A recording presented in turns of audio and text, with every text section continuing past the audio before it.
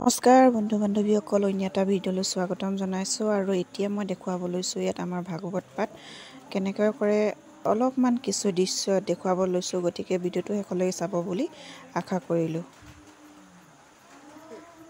এই ভাগৱত পাঠ কোনো নামঘৰত কৰা নহয়, নিজাববীয়াকৈ বা ব্যক্তিগতভাৱে ঘৰুৱাভাৱে কৰা অনুষ্ঠান। গতিকে মাজে সময়ে ঘৰত এনেদৰে ভাগৱত পাঠ কৰাই থাকিলে মনটো শান্তি হয়, লগতে ঘৰখনৰো ভাল হয়।